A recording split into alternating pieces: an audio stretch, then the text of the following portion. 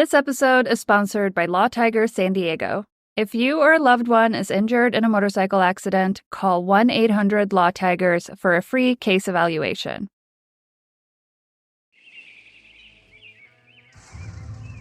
Hello, and welcome to The Scenic Ride, a podcast where we explore some of the best motorcycle rides in North America and beyond. My name is Sana. Today we're headed to the Great White North to ride the Icefields Parkway. My guest is going to be Matt Swedlund from the Full Tank Adventures YouTube channel, and we'll be talking all about riding through the Canadian Rockies. This part of Canada is a place I haven't stopped thinking about since 2017. That's when I happened to see the pilot episode of a crime show called Tin Star, which is about a British cop played by Tim Roth, who becomes a police chief in a small town in Canada. The show itself was pretty unremarkable. I don't think I kept watching it, but that first episode had me hooked because of the absolutely spectacular backdrop. I Googled where it was filmed and found out it was near Calgary, which is just outside of Banff National Park in Alberta. I immediately texted my friend Katie and asked if she wanted to ride motorcycles with me to Banff, a place neither of us had been to or really even heard of before. She said yes, and within just a few days, we had planned a full 2-week itinerary from the bottom left corner of the U.S., since we live in San Diego, all the way to the Canadian Rockies and back. Katie's husband, Jordan, and my boyfriend at the time also decided to come along, and a few months later, in early July of 2018, we hit the road.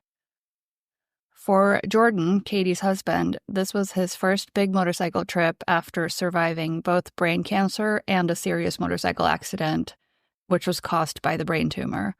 So our little trip was a big deal, and it turned out way better than we could have ever expected. We rode through some of the most stunning areas I had ever seen, and Banff absolutely lived up to the hype. I'd never been to Canada before, and I was completely overwhelmed by the beauty of that entire region. This is almost 7 years ago, and I still think about that trip all the time. It's really what kicked off my love of long-distance motorcycle road trips. I haven't stopped road tripping since, and I've also never stopped plotting how I can get back to Banff. Then in 2023, Jordan's cancer came back, and he passed away in July of that year. It was really devastating. He was a great friend and husband, and he will be missed forever. Then in July of last year, it was the 1-year anniversary of Jordan's passing, Katie and I decided to retrace our steps from that 2018 trip, and we planned another trip to Canada, this time a little farther north to Jasper National Park. I wanted to ride the entire Icefields Parkway, and doing it together felt like a good way to honor Jordan's memory and also just remember some happier times. And I know I'm getting a little personal here, and this is a really sad story, but I wanted to provide this background so you guys understand why this place is so special to me and why both of these trips were so important. But with that being said, in today's episode, we are headed to Banff and Jasper National Parks in Canada to ride the absolutely legendary Icefields Parkway.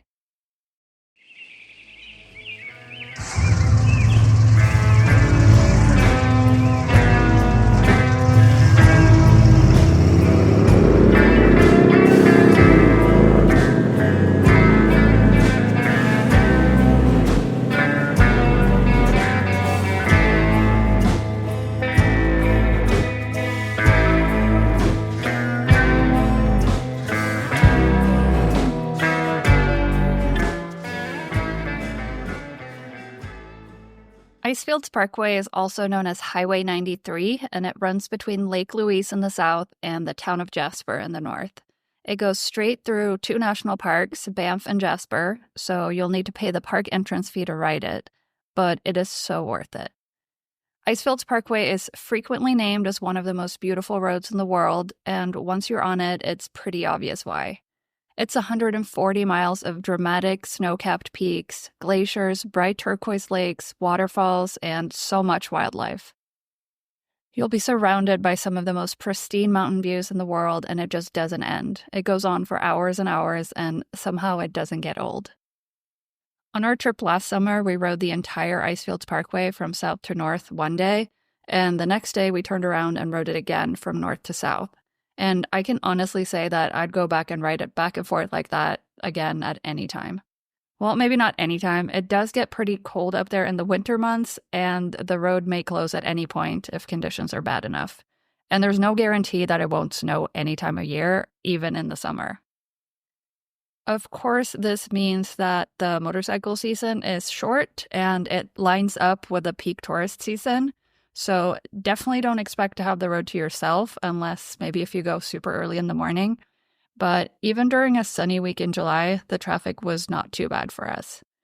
It's such a long road and there's so many stops along it, so people do tend to get on and off the road quite a bit. Whenever we did run into a traffic jam, it was always for the same reason, and that was wildlife. So if you see a bunch of cars kind of haphazardly parked in the middle of the road, make sure you take a good look around you so you don't miss it. We saw one bear and lots of deer, mountain goats, and bighorn sheep that way.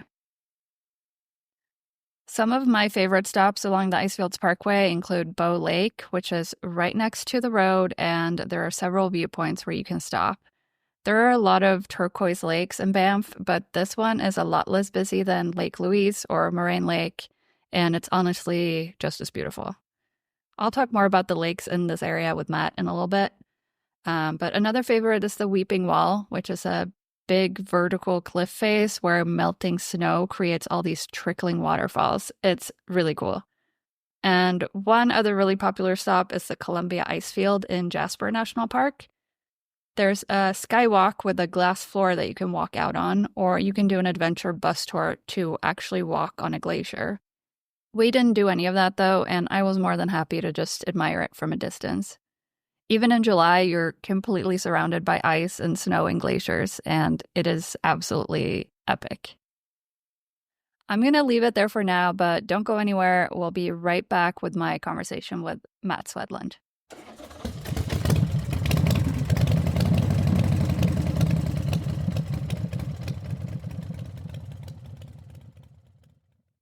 Okay, we are back, and I'm here with Matt Swedlund. Hi, Matt. Welcome to the show. Thank you. Thanks for having me. You have a YouTube channel called Full Tank Adventures. Can you tell me a little bit about your channel and what kind of content you do? Yeah, it's all motorcycle travel. There's maybe a couple family trips mixed in there, but it's mostly a motorcycle channel, and it started from I've been doing week-long motorcycle trips with a couple of my friends. Boy, we were trying to figure that out this year. Probably this is year 16, 17, somewhere in there. Wow. And yeah, and I started videoing them basically from the beginning. And I used to get back from the trip, edit it, and then burn everybody a DVD. And like 8 years ago or 7 years ago, I was like, this is so stupid. Why am I burning everybody DVDs? I'm just going to put the videos on YouTube and then they can all watch them there. Um, so that's how it started. And then a year ago, a year and a half ago, I wasn't trying to grow it. It was literally just for myself. And I kind of eventually just hit the magical 1,000 mark where you can monetize a little bit. So I decided to lean into it a little bit more. But still, it's really it's all motorcycles, all travel stuff. That's great. Yeah, I was going to ask about your friend group that you travel with because I know that you do it every year. I did not realize that you'd been doing it for that long. That's amazing. How do you all know each other?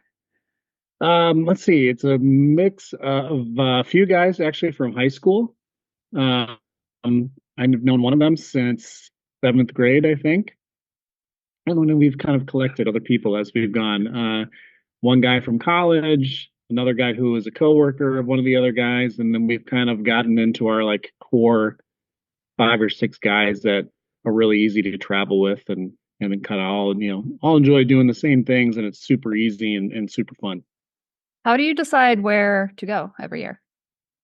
Usually the planning starts on the way back from from the trip that we're currently doing. We just kind of throw out some ideas, and figure out. A lot of times that's kind of my role within the group is the route planner.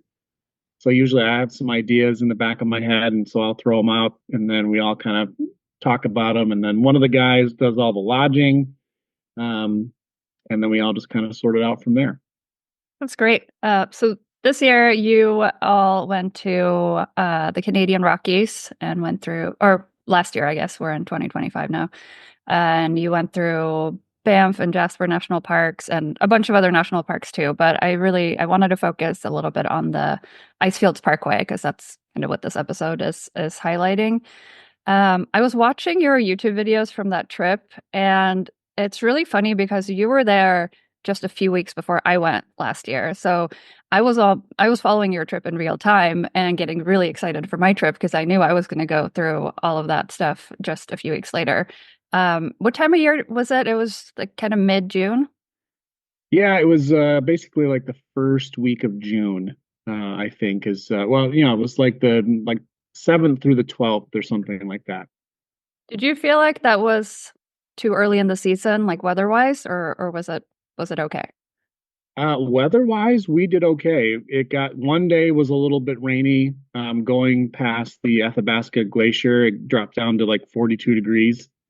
But we got pretty lucky weather-wise. I would say the only thing that it was too early for was Canada is pretty strict with their like opening and closing dates. Whereas I feel like in the US, we kind of it's weather dependent, like you get the first big snowstorm and then everything's closed for the year.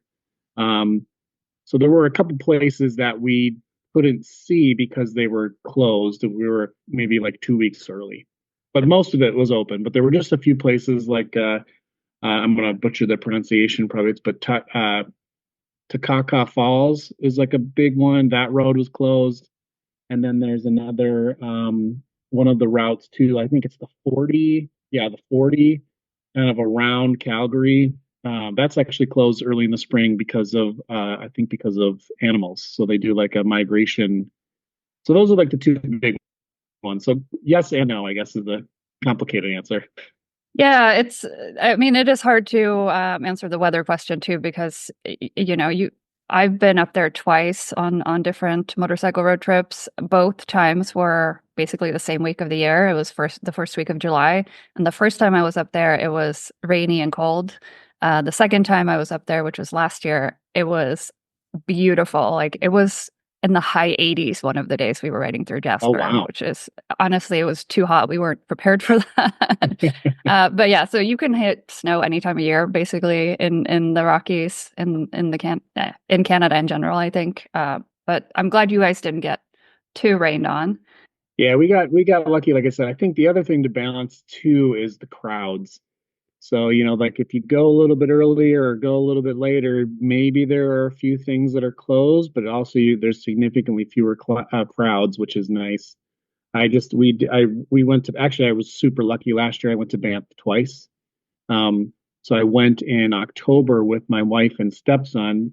Don't tell her that that was really a scouting trip or my motorcycle trip. Um, but that was amazing because we were at Lake Louise and there was nobody there. And then when we were there on the motorcycle trip in June, um, that was Lake Louise was crazy. So many people there. I watched your video from that, and I think there were about twice as many people when I was there in July, so a few weeks later. So absolutely, it does get crazy there. Had you ridden Icefields Parkway before? No, I had not. That's been on our list of places. We've been trying to go there for probably like 5 or 6 years. Like I said, I kind of like stockpile these routes, and it just depends on the schedules. And we kind of slowly like increase. Like every year, the trip gets maybe like a day longer. Um, so yeah, this was our first time riding it, and it was just as just spectacular. It's so crazy because this road is like it doesn't matter if you start at the north or south end, it's spectacular the entire way. It never stops. Like the views, you come around a corner and it's just epic mountain views. You come around another corner, it's epic mountain views. It never stops. It's turquoise lakes, it's snow-capped peaks, it's glaciers, like it's unreal the entire time. Yeah, and we considered for a little while going up to Jasper and then taking the 5. down to Kamloops. Um, that's like the 2 Lane Life guys did that when they went through, and just after I'm sure it's beautiful. I mean, it's hard. You have to I think you'd have to work pretty hard to find a not beautiful road there. Yep. But we went up and down the Icefields Parkway because, we may never go again. And there's so many places to stop along the way. I kind of scheduled it out. So we stopped in a few places on the way up and then a few different places on the way down. Yeah, we did the same thing. We did Icefields Parkway 2 days in a row, going south to north one day and then coming back down the next day. You stayed in Hinton, which is a small town, just kind of, I think about 40 miles north of 40 miles from Jasper. We stayed in that same town because it is a lot more affordable than staying in Jasper. And, the road to and from between Jasper and Hinton is it's just highway, but it's also beautiful that entire time. Yeah. Well, and we saw the most wildlife on that highway between Jasper and Hinton than anywhere else on the trip. Yeah, nothing is ugly up there. It's just the the section that is actually Icefields Parkway is it's so concentrated with beautiful scenery. I was following your trip, like I said, in real time, and I was getting really excited. And I think I added a few spots to my list after seeing you guys go through it. Did you have any favorite spots along Icefields Parkway that you absolutely just have to recommend? Yeah, I think so. We found, I actually, again, on my family scouting trip, there's a little place called Mistaya Canyon, which was one of my favorite spots. And it's right before you get to like kind of the Saskatchewan River crossing, which is the only gas stop basically the whole way. There's a restaurant there, and like literally right maybe like 3 miles before that, and there's like a little tiny sign. You kind of have to know it's there to stop. So the crowds are fewer, and it's a short, maybe half-mile kind of walk down, and then I think you stopped there, or maybe. I don't think I did. Well, now you got to go back. Yeah. But there's a little bridge, and it's a slot canyon that's absolutely full of water. So you have a mountain up here, and the river comes down and then goes under the bridge in this like very narrow slot canyon, and you can kind of climb it around the rocks. It was that place was very cool, and we had it basically all to ourselves. There were very few other people there because it's just this little parking lot on the side of the road. So I would tell people to go, especially if you want to see something cool and get a little bit of a break from the crowds. That's one that I would recommend stopping at. That's a really good recommendation. I saw that one also in your video and was like, wow, I definitely should have gone there. Because it kind of, I think you were saying it looked like Antelope Canyon, but just not red rocks. Just not survivable. You don't stand in there. Yeah.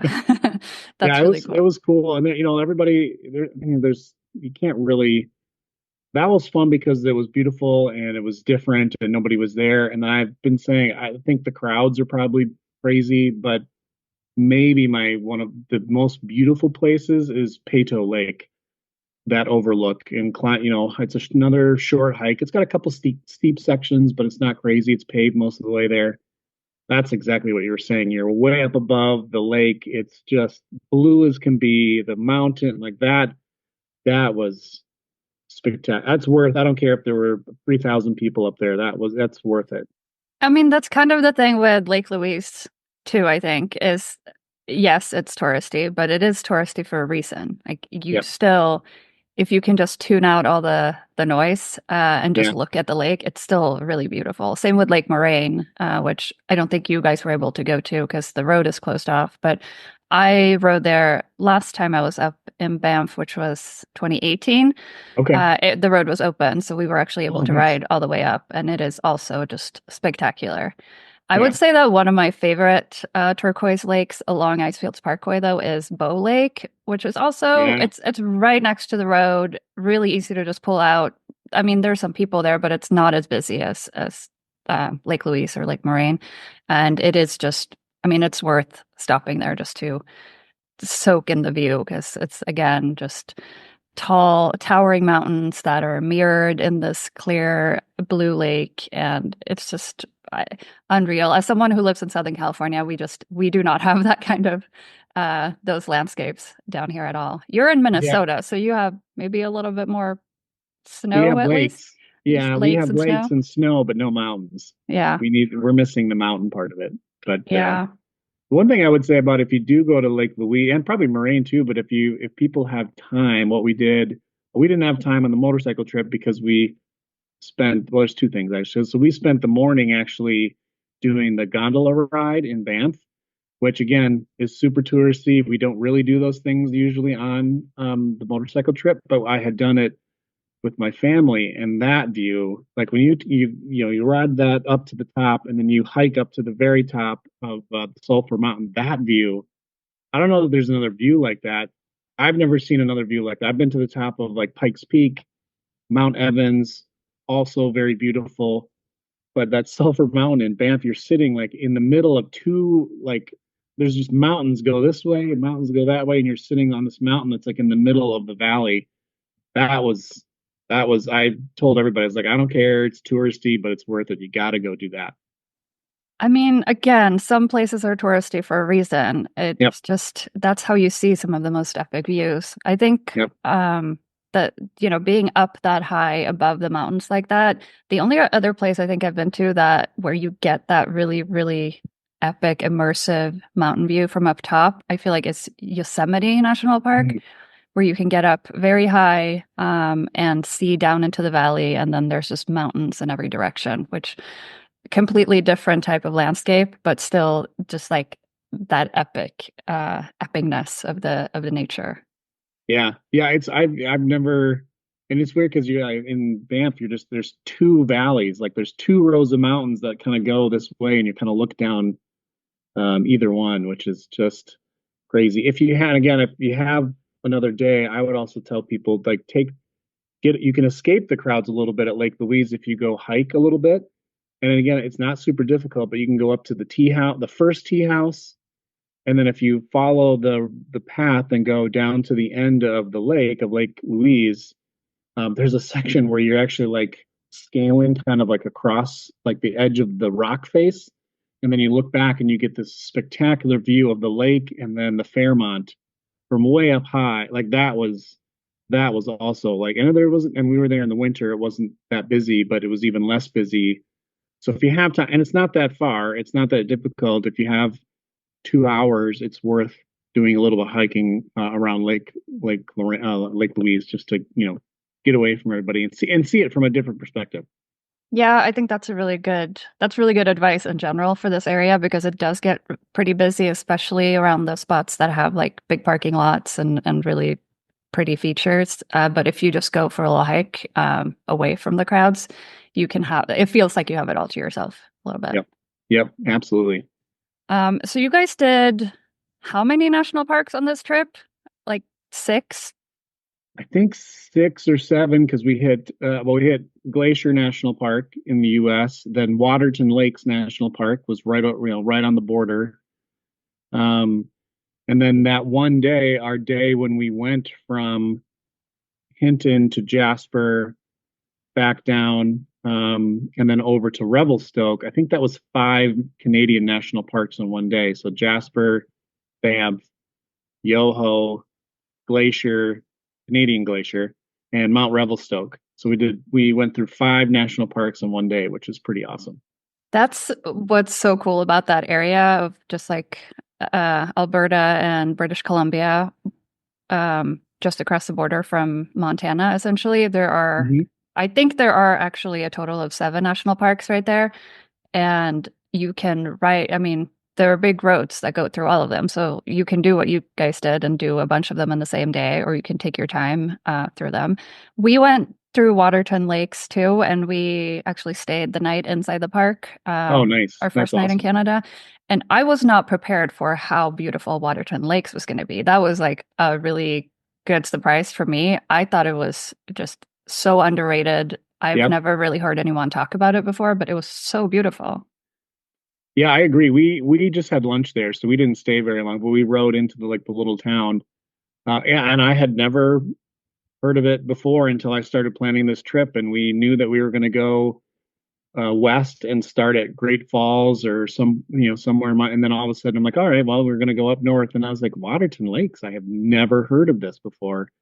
And, after doing a little Google searching, I was like, whoa, this is gorgeous. And the view, the view coming down to it, like right when you go over the border, and then it's like the first viewpoint, that is spectacular. Yeah, because that border crossing is inside of Glacier National Park, the American Glacier National Yes. Park. So Yep. you ride through Glacier and then you cross the border and you're kind of up high in the mountains and you go down into kind of a valley and it's just Yep. surrounded by mountains. Everything we're talking about here is just surrounded by mountains and really beautiful in every direction. But that was spectacular. That was a really good first taste of Canada, I feel like.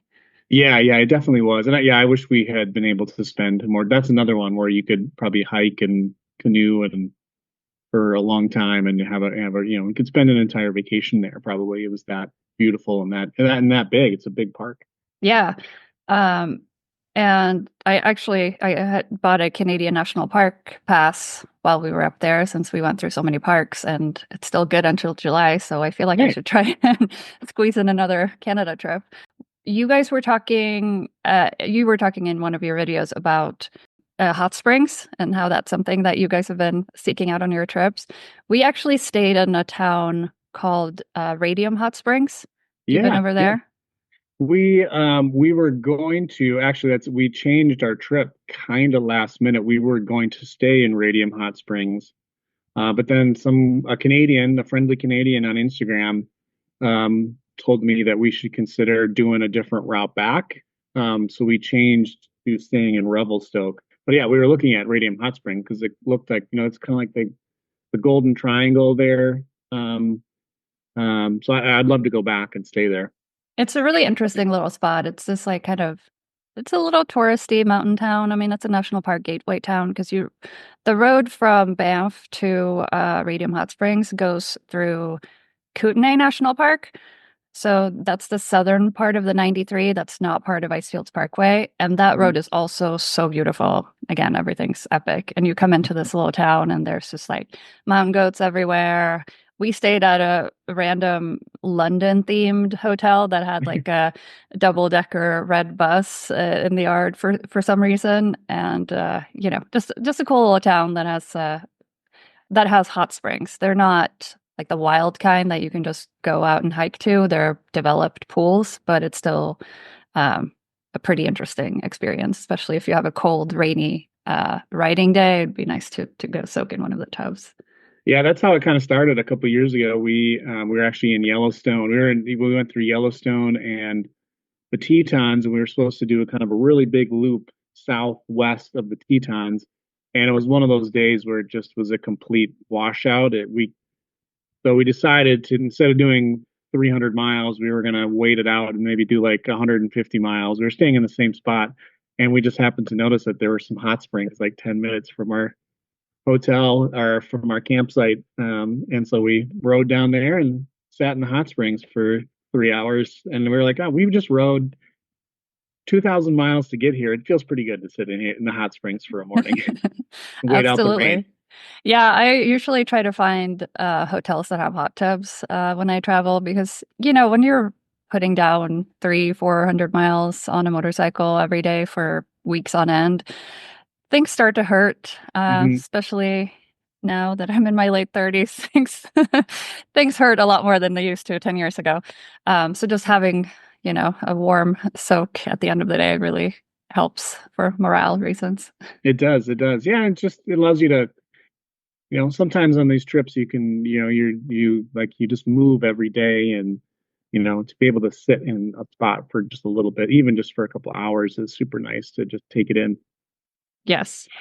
Another thing that I think we should talk about are the fires in Jasper because both your trip and my trip, we got so lucky that we got to go through there right before the fire started. So Yep. towards the end of July, so just about 2 or 3 weeks after I was there was this massive wildfire that started in Jasper and burned, I think, 80,000 acres. It burned Hmm. down something like 30% of the town of Jasper was completely destroyed in the fire. Yep. So really scary to think about, especially now since like as we're recording this, LA is on fire and it just again, I live in Southern California, so that hits close to home. But I just wanted to mention that as a big part of again, I heard from a lot of people who had trips planned to Banff and Jasper just later that summer who weren't able to go because of the fires. So just wanted to acknowledge how lucky we were to be able to see it all in its glory before everything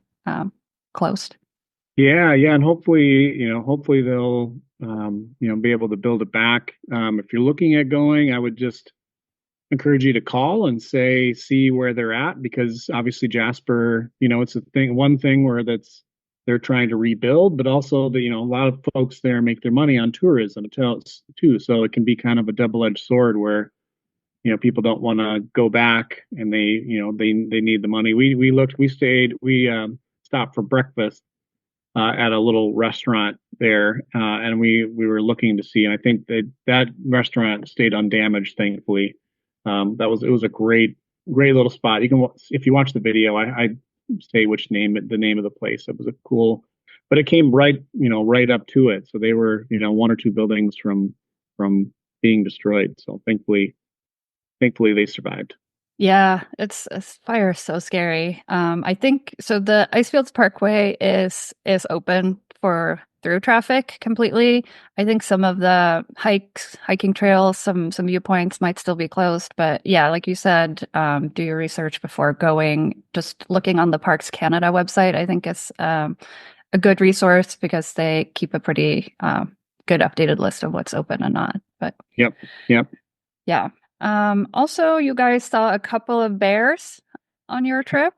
It was so funny to see the videos of that because I also have the same YouTube footage or GoPro footage of seeing just a blob on the side of the road that you cannot make out in the footage at all. But it's so exciting, isn't it? It was fun. Yeah, we saw it was the same day. It was the day leaving Hinton. That's the side. Like we had one day that was like our wildlife day, riding from Hinton in the morning to Jasper. We saw a big herd of elk that was on the side of the road. There were some mountain goats or maybe bighorn sheep were on the side of the road, and then literally right outside, it's on the southern right, like turning onto the Icefields Parkway from Jasper.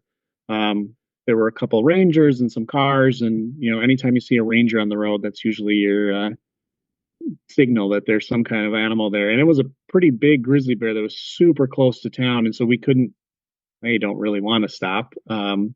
But yeah, I could see it we could see it with our eyes, and it seemed like, and the rangers were telling people to like keep moving because it was so close to the town, and I think the bear was maybe a little bit agitated. But it was cool to see it. And then about another 20-30 miles down Icefields Parkway, we actually saw a black bear kind of just sitting in the woods right off the side of the road. So it was cool. It's always fun. It's always fun to see those things. It is one thing. I did get a few. We did some complaining about the speed limits in Canada, which everybody likes to ride a little bit faster, but they do it for a good reason. Actually, when we were there, there was a very famous, I think it was a albino grizzly, was killed on the highway, and their two cubs, Oh wow. and by a vehicle. And unfortunately, that one was they both of that bear, for whatever reason, like just loved. They put up like these huge fences, and they have all these photos and videos of her like scaling. Doesn't matter how big the fence is, she would scale it. But that's why, obviously, just see, they don't want, they do have a lot of animal and vehicle incidents up there. So you have to enjoy the view, but also pay attention to where you're going as well. Yeah, I think it's the same thing in American national parks or national parks in the US. The speed limit is usually like 35 to 45, which is Yep. slow no matter what you're riding, no matter what the roads look like. Yep. But it is for a reason. Like, because if you're coming around a corner super hot and there's, deer or mountain goats or bears in the middle of the road, that's not a good time for anyone. So it is funny, though, what you were saying about the ranger. It's obviously, if they're just bears on the side of the road, you'd probably miss them a lot of the time. But it is usually a good giveaway. If there are a bunch of cars just kind of randomly parked halfway in the road or fully in the roadway, just stopped, you kind of know that there's going to be some good wildlife coming Hmm. up. Yep, that's exactly true. Yeah, that's the always the hint. Um, okay, tell me about your motorcycle that you were riding on this trip. I think you have a 2024 Road Glide. Is that right? I do. Yep. I last November, I my the friendly folks in my city put down some tar and gravel in the intersection by my house on the last warm day of November, and which also I was like, oh, I'm gonna go ride my motorcycle. It's nice and warm. So I went down in some tar and gravel. I had a 2019 Road Glide. So I did. I ended up getting spent the winter kind of figuring out what I was going to do, and then yeah, in April I bought a 2024 Road Glide, and was enough time to kind of get it set up the way I wanted just for this trip. So I was really, that was the goal, was to get the bike, get it set up so I could take it on this trip. What kind of upgrades did you do? Let's see, what did I do? I did at the time I did a little bit of performance. I did like an air cleaner and some slip-ons. I got a new seat. I tried a couple different windshields. The stock windshield is pretty short. It's more just for kind of the style. So trying to figure out, depending on how tall you are, trying to figure out what, ended up going with a Clockworks windshield. And then we actually, no, you know what? I did it after the trip. One of the really nice things about the 2024 Road Glides is that the bar setup is very different from the old ones. It's really easy to change your handlebars. And they're like kind of short pullbacks, and they are adjustable like 27 degrees from the factory. So you can actually ride the stock handlebars for a long time. And I had the stock bars, and I just kind of moved them around a little bit to find the most comfortable spot. That's awesome. It does look like a very comfortable bike. It is. Oh, and I got rear highway because I went down. When I went down, I've gone down on a bike twice, both with on bikes that have front and rear saddlebag guards, and those things are worth their weight in gold. Kept my leg out from under the bike. So I put those on there too. Every bike that I own will have front and rear saddlebag guards, because it just does keeps a lot of the bike off the ground as well, but more importantly, it keeps you safe. Yeah, that's great advice. Where is the next big trip going? Did you guys pick a destination yet? Yes, actually we were going to go, kind of continuing our natural disaster conversation.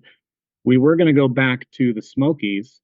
We had done 3 or 4 years ago, we had done the kind of the southwestern side by Franklin, everything west of Asheville, basically.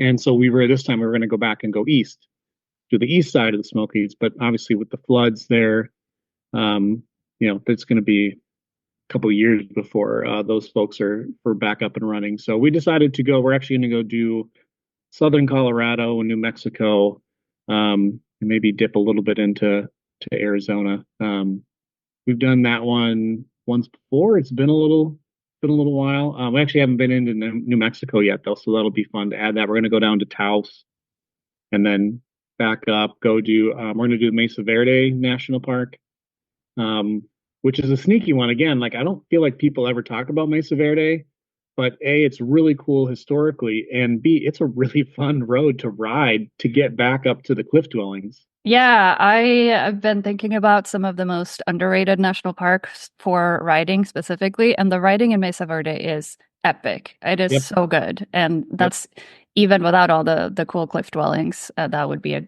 great park to visit. So that sounds Oh, like yeah. a really fun trip. New Mexico is beautiful. So much fun riding there too. So that sounds awesome. Yeah, it's and there's the top view in Mesa Verde. You have to cliff to, but there's that one spot at the top where it has where, I mean, you can literally see, you're looking at the entire like Colorado Mesa, which is it's just, I would put that near the top of my list of most underrated riding national parks for sure. 100%, yes. So if people want to follow your adventures, where can they find you? They can go. It's Full Tank Adventures on YouTube. I have a Full Tank Adventures Instagram as well. And then kind of my personal is Sweds01, that kind of bounces back and forth between that and Full Tank. as I try to build up the Instagram page for that site for the YouTube channel.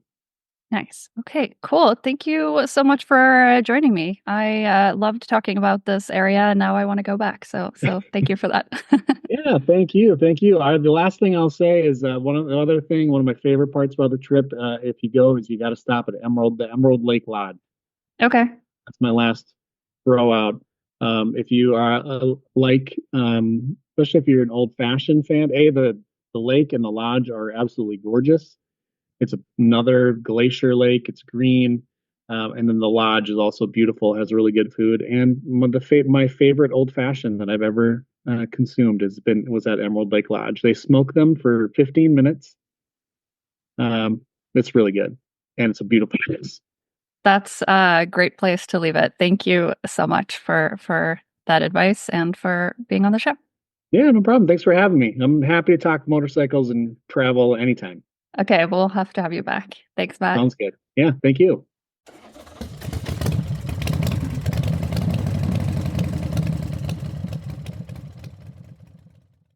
That's it for today's episode. Thank you so much to Matt for joining me, and don't forget to check out his YouTube channel. If you enjoyed this episode, it would be really awesome if you could give it a 5-star rating and maybe even leave a review. It helps other people find the show. Also, because a few people asked, we're going to have some merch available soon. You can follow @thescenicride on Instagram if you want first dibs on that. I'll probably do a giveaway too, so stay tuned. I'll see you guys next time, and in the meantime, enjoy the ride. The Scenic Ride is written and produced by me, Sana Bowman. Our theme music is by Ryan Sin. If you like the show, please rate and review it and tell your friends to listen. For all the latest updates, follow @thescenicride on Instagram and Facebook or visit thescenicride.com.